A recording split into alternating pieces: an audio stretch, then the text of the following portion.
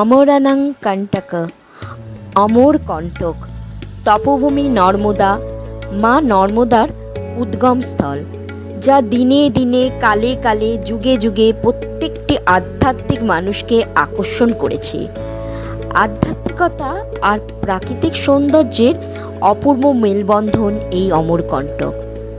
একদিকে সাতপুরা ও বিন্ধ্য পর্বত, মাঝে মেঘল পাহাড়ের চূড়ায় পুণ্যতোয়া নর্মদার তটে এই পুণ্যতীর্থ অমরকণ্টক। অমরকণ্টক হল মহাকাল পর্বতের সর্বোচ্চ শৃঙ্গ। মহাভারত, রামায়ণ থেকে শুরু করে মার্কণ্ডেয় পুরাণেও এর উল্লেখ আছে। এমনকি মহাকবি কালিদাসের মেঘদূতের কথা মনে আছে তো? যক্ষ পাঠিয়েছিল বার্তা মেঘের কাছে।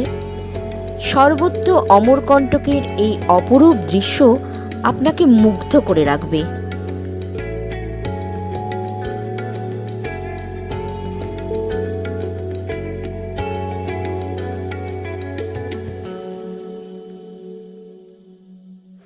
নর্মদা শুধু একটা সামান্য নদী নয়, ধরিত্রীতে দিব্য ব্রহ্ম নদী ও বিষ্ণু নদী বিদ্যমান, কিন্তু একমাত্র রুদ্র নদী নর্মদা। নর্মদা নদীর মধ্যে শ্রেষ্ঠ। রুদ্রের তেজ থেকে এর উৎপত্তি। স্থাবর জঙ্গম সব কিছু তিনি ত্রাণ করে সর্বসিদ্ধি প্রদান করেন। আমরা জানি পূজা অর্চনা তর্পণা দিতে জলসূত্রের একটি মন্ত্র আছে, গঙ্গে চ যমুনে চৈব গোদাবরী সরস্বতী নর্মদে সিন্ধু কাবেরী জলহস্তিং সন্নিধিং কুরু।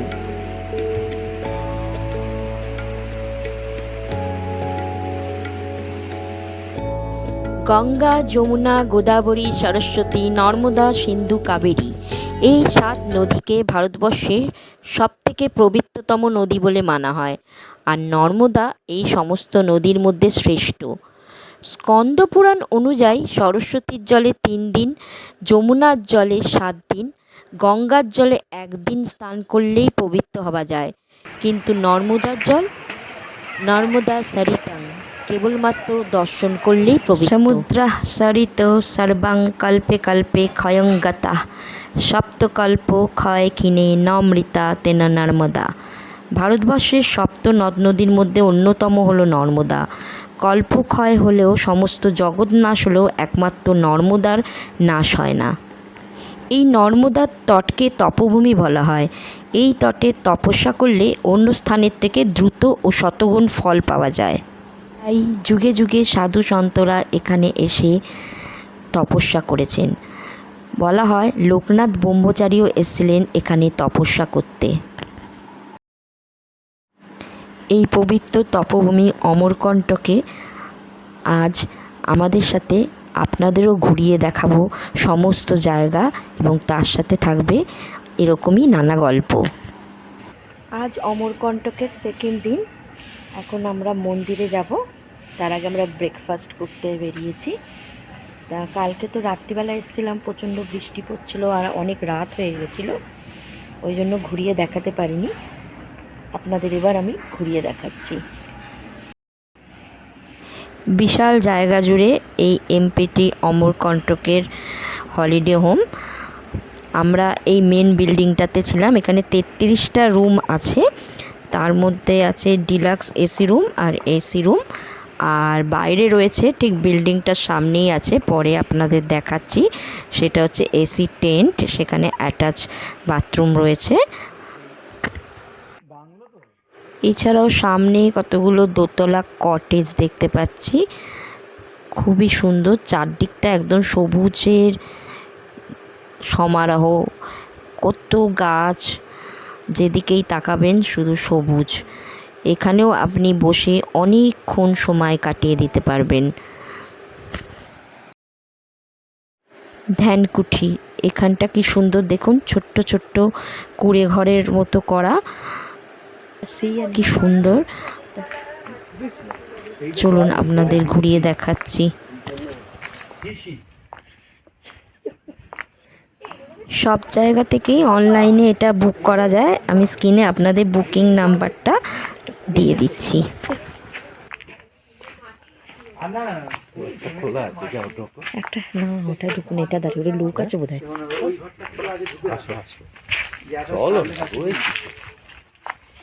এই একটা খোলা পেয়েছি,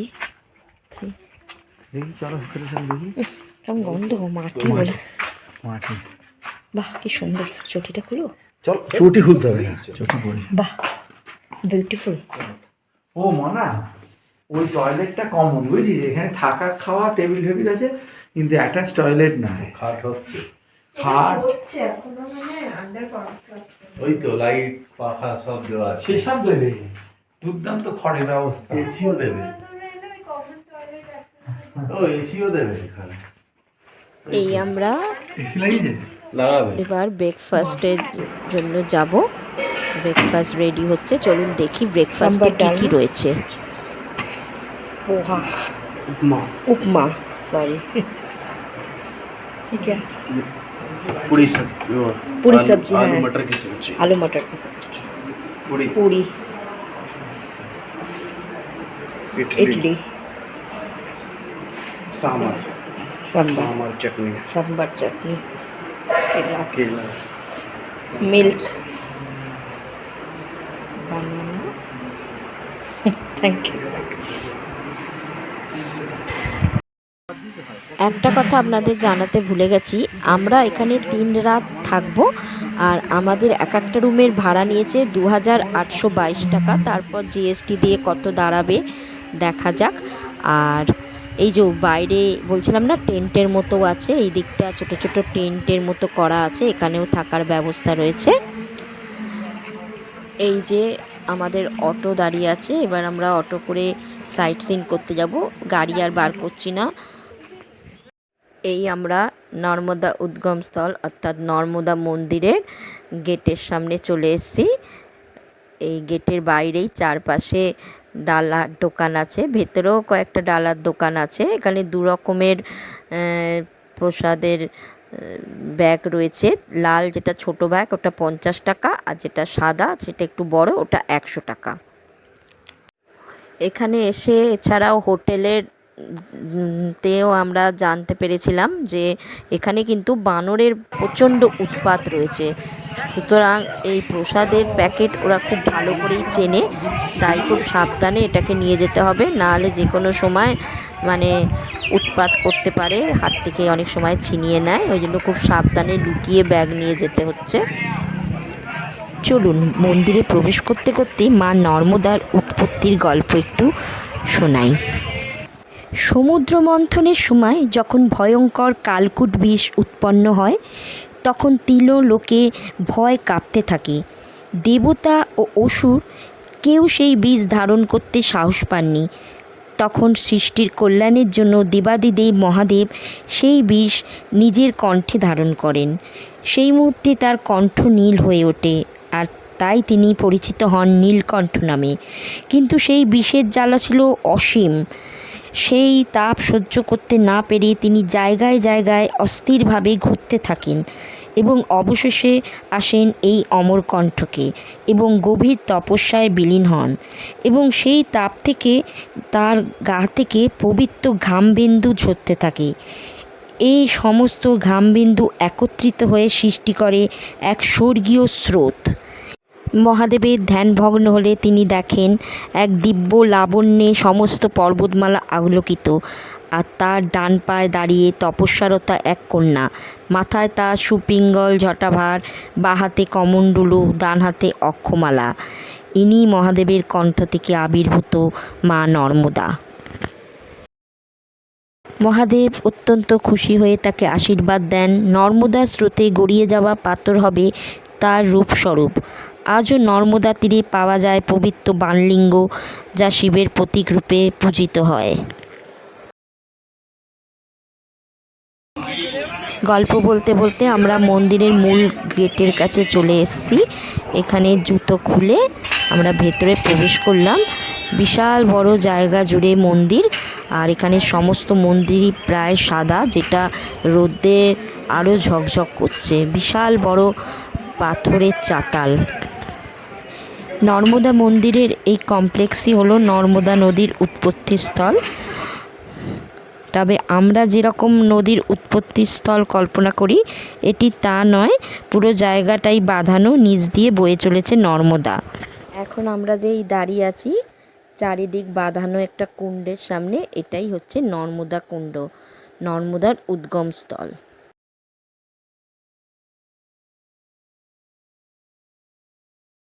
এই দেখুন বলতে বলতে এসে গেছে। আগেই বলেছিলাম এখানে খুব বাঁদরের উৎপাত। এদের একটাই লক্ষ্য যে হাতে প্রসাদের ব্যাগ দেখলেই টানামানি করে।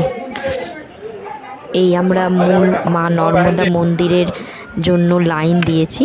ও মাথার ওপর রোদ এখন বেশ চড়া, আর মন্দিরের ভেতরে বিগ্রহের ছবি তোলা বারণ, তাই ছবি তুলতে পারবো না, বাইরে ভিডিও করলে কিছু বলছে না। আর এই মন্দির চত্বরে আরও 27টি মন্দির রয়েছে। মূল মন্দিরে বিরাজমান রয়েছে মা নর্মদা। পূর্বমুখী মন্দিরে মায়ের কালো নিরাবরণ কোষ্ঠী পাথরের মূর্তি। ছবি তোলা বারণ, তাই গুগল থেকে আমি ছবিটি সংগ্রহ করেছি। বড় বড় চোখ, খাড়া নাক, তপস্বিনী ভঙ্গি, আর দুই পাশে রয়েছে দুই দ্বারপাল, জয় আর বিজয়। এবার আমরা আস্তে আস্তে বাকি যে 27টা মন্দির রয়েছে আস্তে আস্তে ঘুরে দেখব।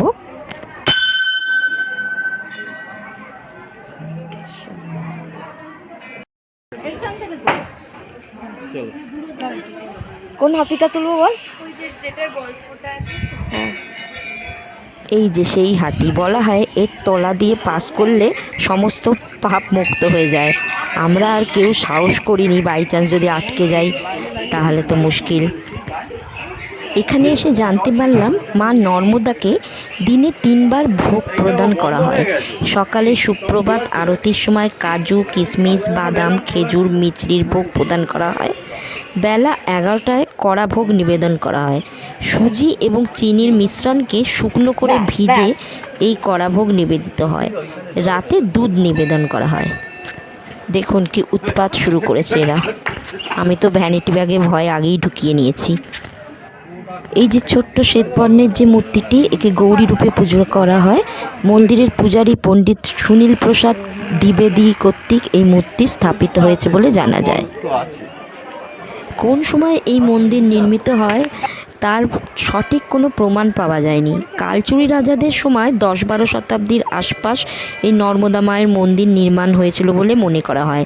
বাঁশবনের মধ্যে তখন মা নর্মদার উদ্গম কুণ্ডটি আবিষ্কার করা হয়। তারপরে রেবা নায়েক এখানে মন্দির নির্মাণ করেন। তারও পরে সেইটার পুনরুদ্ধার করেন নাগপুরের ভোসলে রাজারা। ভোসলে রাজাদের পরে রিবার মহারাজ গুলাব সিংহ 1939 খ্রিস্টাব্দে বর্তমানে দৃশ্যমান উদ্গমকুণ্ড, স্নানকুণ্ড এবং মন্দির পরিসরে সুউচ্চ প্রবেশদ্বার সমেত পাঁচিল তৈরি করে দেন। সেই কারণে দূর থেকে এটিকে একটি মন্দিরময় দুর্গের মতো দেখায়। जिंदगी में माई तपस्विनी श्री रेवा महारानी माई की जय। आप लोग माता जी यहाँ उद्गम कुंड में खड़े हुए हो, ठीक है ना। तो यहाँ क्या भगत लोग दीप दान करते हैं तो जल में तेल हो जाता है। कभी कुंड खाली हुआ है ये, तो शिवलिंग तक जला जाएगा ये, ठीक है। जो शिवलिंग दिख रहा है आपको, तो यहाँ तक जला जाएगा। फिर नीचे जाने आपको नहीं मिलेगा माई की आसन में। अभी आप जाके आसन के पैर छू सकते हैं, भोले बाबा के अंदर भी जा सकते हैं। अच्छा। और 1, 2, 3 मंदिर जो लगे हुए हैं, पीछे जो माता का मंदिर है कांच वाला, उसके पीछे मंदिर है वहाँ पे। भोलेनाथ की वहाँ पे पिंडी है, और ऐसा कुंड टाइप का बना हुआ है। अच्छा, वो तो अभी बंद है ना। हाँ, वहाँ से जल नीचे इसमें कुंड में आएगा और कुंड से फिर यहाँ निकलता है। अभी भरा चल रहा है माई का। কথা অনুযায়ী একটু পরেই ওই শিবলিঙ্গের উপর অব্দি জল ভরে যাবে, তখন ওই মন্দির এর ভেতর আর যাওয়া যাবে না। এখন জল কম আছে বলে বললো আপনারা মন্দির দর্শন করে আসুন।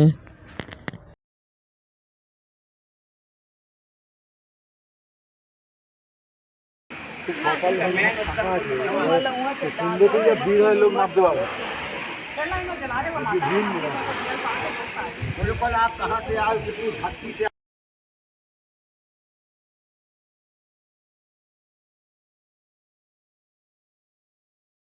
মন্দির পরিসরে আগেই বলেছি 27টি মন্দির আছে। এই নর্মদা মন্দির ছাড়াও শ্রী পার্বতী এবং অমরকণ্ঠেশ্বর মহাদেব মন্দির, শ্রী কার্তিক মন্দির, শ্রী অন্নপূর্ণা মন্দির, শ্রী রামদরবার, শ্রী বিষ্ণু মন্দির, শ্রী দশাবতার মন্দির, লক্ষ্মীনারায়ণ মন্দির, শ্রী সূর্য মন্দির, রোহিণী মাতা মন্দির, শ্রী নর্মদা উদ্গম মন্দির, শ্রী বংশেশ্বর মন্দির, শ্রী সত্যনারায়ণ মন্দির, গোরক্ষনাথ মন্দির, শ্রী ঘণ্টেশ্বর মন্দির, প্রাচীন অষ্টবসু মন্দির, মতান্তরে নবগ্রহ মন্দির, শ্রী ত্রিপুরা সুন্দরী মন্দির, দুর্গা মন্দির, সিদ্ধেশ্বর মন্দির, শ্রী শিব পরিবার বা গৌরীশঙ্কর মন্দির, রামজানকী মন্দির, রাধাকৃষ্ণ মুরলীমোহন মন্দির, শ্রী একাদশী মন্দির, শ্রী একাদশ রুদ্র মন্দির, শ্রী ওঙ্কারেশ্বর মন্দির, শ্রী রেবানায়ক মন্দির ও হনুমান মন্দির। যাও বাড়ি যাও, ঘুমাও। মন্দিরের মূল প্রবেশদ্বার খোলা হয় ভোর 6টায়, বন্ধ হয় রাত 9টার পর। নর্মদা মায়ের মূল মন্দিরে মায়ের আরতি হয় 7:30টায়। একে সুপ্রভাত আরতি বলা হয়। বেলা 11টায় মায়ের ভোগ নিবেদন হয়। দুপুর 12টা থেকে 4টে পর্যন্ত মায়ের দর্শন বন্ধ থাকে। রাত 8টায় মায়ের মঙ্গল আরতি হয়। এরপর শয়ন আরতি হয়ে রাত 9টায় মন্দির বন্ধ হয়ে যায়। নর্মদা কুণ্ডে স্নান করা বারণ। মন্দিরের বাইরে নর্মদার প্রবাহমান জল পশ্চিম দিকে গোমুখ নামক নালা দিয়ে একটি কুণ্ডে জমা হচ্ছে।